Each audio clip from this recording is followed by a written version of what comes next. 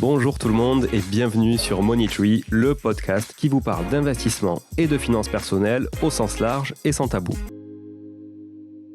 Est-ce que tu veux bien, Dorian, te présenter pour les auditrices et auditeurs qui nous écoutent et après on rentrera dans le vif du sujet des méandres du notariat. Ouais, je m'appelle Dorian Fournier, j'ai 30 ans, voilà, depuis peu. Je me fais connaître sous une dénomination, un blaze, comme on dit, l'ancien notaire devenu agent immobilier. Qu'est-ce qui a fait que tu t'es dit, ok, je vais faire agent IMO, alors que j'ai quand même fait 7 ans d'études pour faire notaire, ce qui est quand même du boulot. Je pense que, bon, a priori, si tu as été aussi jeune et tout ça, salarié, c'est que tu étais compétent dans ton métier. Qu'est-ce qui a fait que tu t'es dit, je vais passer agent IMO plutôt que rester dans le notariat si tôt? Vraiment si tôt. Déjà, pour la petite parenthèse, notaire salarié, c'est le même. On devient officier public, on est notaire, c'est ce qu'il faut comprendre. Après, est-ce qu'on est notaire libéral? C'est parce qu'on a la casquette de chef d'entreprise, on est titulaire de l'office. Notaire salarié, on a les mêmes pouvoirs, seulement on est salarié, on est payé par un salaire. Mais sinon, c'est le même pouvoir et on est tous les deux officiers publics. Donc effectivement, moi j'avais un salaire et j'avais pas vocation à percevoir les bénéfices. Cela dit, j'aurais pu me dire, je continue. Et pour le coup, ça tombe qu'en ayant quitté, j'ai même eu des propositions d'association. Donc, si vraiment, tu vois, si c'était une voie de garage que j'avais prise, j'aurais pu revenir sur la voie principale. Donc, effectivement, c'est pas ça, c'est un choix bien délibéré pour plusieurs raisons. Mais déjà, tu l'as dit en introduction, j'ai une voie libérée maintenant sur les réseaux sociaux. Je peux m'exprimer, je peux dire tout ce que le monde feutré du notariat ne permet pas de dire, parce que c'est pas qu'il y a une omerta ou quoi que ce soit, c'est qu'il y a une culture du secret professionnel qui est vrai, qui est réelle, qu'on nous apprend et qui est nécessaire pour ce métier. C'est plus qu'un métier, c'est une fonction. Encore une fois, officier public, c'est une délégation de pouvoir de l'État. Donc il y a tout ça qui est sous le sceau du secret professionnel, et donc par principe les notaires ne sont pas communicants, sont assez mauvais communicants. Ça c'est une chose aussi que je tiens aussi à insuffler pour ceux qui peuvent s'en inspirer, tu vois. Donc une voie plus libre, donc des mouvements plus libres aussi.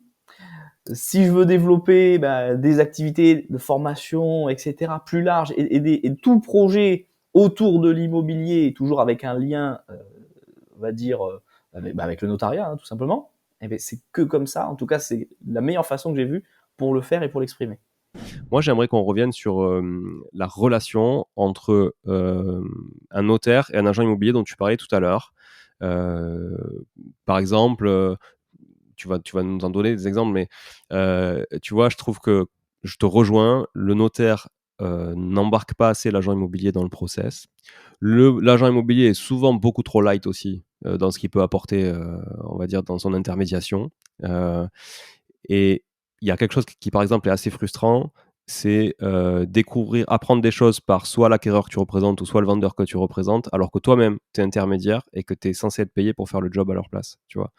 Et voilà. Qu'est-ce que tu peux constater, toi, qu'est-ce que tu as constaté dans ta double vie d'ailleurs, on va dire de problèmes critiques entre les relations notaire, agent, / acquéreur et vendeur, parce qu'au final, comme tu dis, c'est eux qui trinquent au milieu.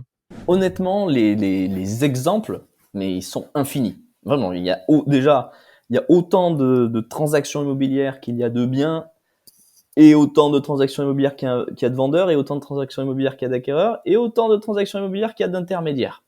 Donc là, le recoupement entre chacun d'eux fait qu'il y a une infinité, littéralement, de possibilités. Et autant de moments où ça peut gripper. De bonne volonté, de bonne foi, ou pas. Donc vraiment, tu vois, rien que quand on pose la base, il y en a plein. Alors, petite parenthèse, j'aime bien faire des parenthèses et des rappels. On dit trop souvent agent immobilier, et même moi je faisais l'erreur en tant que notaire, mais en fait, agent immobilier, c'est une profession réglementée et un titre. Il y a énormément maintenant, ce que tu disais, de réseaux de mandataires, réseau ou pas réseau d'ailleurs. Un mandataire, c'est un agent commercial, ce n'est pas un porteur de la carte T, donc normalement ce n'est pas un agent immobilier. Je dis pas qu'il ne fera pas un bon travail, mais il ne peut pas avoir le titre d'agent immobilier. Voilà, je le dis juste parce que c'est même une erreur que je faisais dans le notariat. Je me permets, Dorian, une parenthèse supplémentaire, on va dire décrocher, dans le sens où effectivement, tu dis, ça veut pas dire qu'il fera pas le même boulot, qu'il fera même pas un meilleur boulot que l'agent immobilier. Pourquoi? Parce qu'en fait, c'est extrêmement facile d'avoir une carte T aujourd'hui ou une carte G, parce que c'est pas relatif forcément à une formation dans l'immobilier ou un backup immobilier, parce qu'aujourd'hui, avec un bac+3 en commerce, tu peux être agent immobilier sans avoir fait immobilier de ta vie. Donc effectivement, il n'y a pas vraiment de corrélation entre le savoir et le savoir-faire, tu vois. Exactement. Exactement. Les conditions d'accès à une carte de transaction ou une carte de gestion, c'est vrai qu'elles sont assez étonnantes.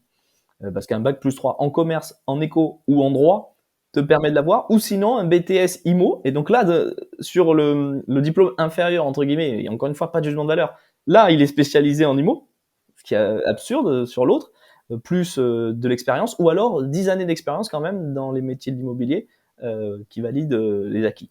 Donc, moi, je préfère encore le 2 et le 3 que le 1. Hein. Ah ben, je suis d'accord avec toi. Mais tu vois, moi j'ai ma belle-fille qui a 21 ans, qui a un BTS profession immobilière plus un bachelor majeur transaction, qui aujourd'hui est incapable, mais incapable, bah, d'être agent immobilier au sens de, on va dire, gérer une vente de A à Z ou une acquisition de A à Z, tu vois? Et pourtant, elle a la carte et ça fait 1 an qu'elle a la carte puisqu'elle l'a eu juste après son BTS, comme tu dis. Un BTS, tu as 20 ans, on va dire que la moitié manque sacrément de maturité, l'autre moitié est déjà plus mature mais manque sacrément d'expérience, foncièrement. Donc, tu vois, effectivement, moi aussi, ça me dérange un peu voilà, cette contrainte qui, en fait, est une contrainte qui est pas vraie, donc d'avoir la carte, hein, pour exercer, qui, en fait, est une contrainte qui n'en est pas trop une, quoi, tu vois, et qui, en fait, ne filtre pas. Voilà. Revenons aux relations entre ce notaire et cet agent commercial, parce que c'est parti de là. Pour la majorité, finalement, agent co plus qu'agent IMO, parce qu'on va dire qu'un agent IMO délègue à plus d'agents co. Donc, on a plus d'agents co que d'agents IMO, au final, sur le terrain. Comment ça se passe de manière générale et qu'est-ce que tu as pu constater, même si tu me disais que tu avais des milliers d'exemples? On va commencer par la médiane, le truc qui se passe. Hein, ça ne veut pas dire que ça se passe mal, mais ça pourrait vraiment se passer mieux. Voilà. Le notaire, déjà, il arrive un peu tard dans l'opération. Il arrive, globalement, quand on va rester sur les mandataires, parce que les agents immobiliers peuvent rédiger leur compromis. Donc le mandataire ne le fait pas. Il adresse au notaire un dossier, au notaire choisi par le vendeur et ou l'acquéreur, ou chacun des deux. Il envoie un dossier disant, ben voilà, monsieur et madame ou telle personne vend ce bien au profit de tel acquéreur que j'ai trouvé, pour lequel j'ai négocié la transaction, moyennant tel prix, il y a des honoraires de transaction de temps, et déjà ça, rien que ça, on n'est pas sûr de l'info. Souvent, on n'est pas sûr de l'info, et ça paraît bizarre, hein, mais est-ce que c'est charge vendeur, est-ce que c'est charge acquéreur, c'est le prix, charge, honoraire compris, mais charge vendeur, charge acquéreur. Déjà, il y en a beaucoup, il y a des flottements là. Donc, rien que sur ça, avec le premier mail d'info, parce que tout se fait par mail, c'est logique, hein, c'est bien, c'est un écrit instantané. Déjà, il y a souvent des flous, trop souvent des flous. Certains nous envoient une fiche détaillée, déjà, avec les identités, etc. Les premières pièces justificatives, pièces d'identité des parties, le titre de propriété. Alors ça, c'est aussi problématique. Le titre de propriété, l'acte d'acquisition, l'acte notarié d'acquisition, ou l'acte notarié de donation ou de succession, parce qu'un titre de propriété, c'est pas qu'une acquisition.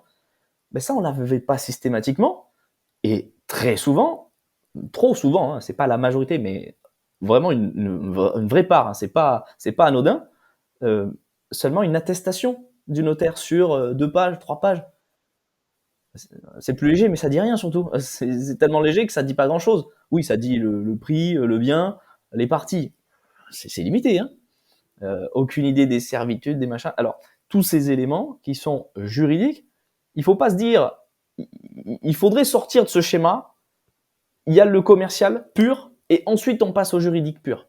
Parce que le juridique ne peut que soutenir le commercial. Il faut que le juridique soutienne le commercial. S'il y a une servitude de passage et qui n'est pas visible spécialement sur le bord de ton terrain pour que le voisin derrière y accède, il faut le dire parce que ça pourra avoir un impact sur le prix déjà. Si tu n'en informes pas ton acquéreur, eh ben, s'il le découvre après, il peut te claquer entre les doigts. C'est même dans l'intérêt premier du conseiller immobilier. C'est vraiment ce que je dis à chaque fois. C'est dans l'intérêt premier du conseiller immobilier que tout soit su, que tout se passe bien. Si c'est le notaire qui le fait découvrir, On arrive on renégocie, on perd du temps, et le notaire passe pour celui qui fait perdre du temps. Est-ce que ça correspond à peu près? Je t'ai fait un schéma un peu classique, mais déjà quelques petites problématiques qui sont très récurrentes.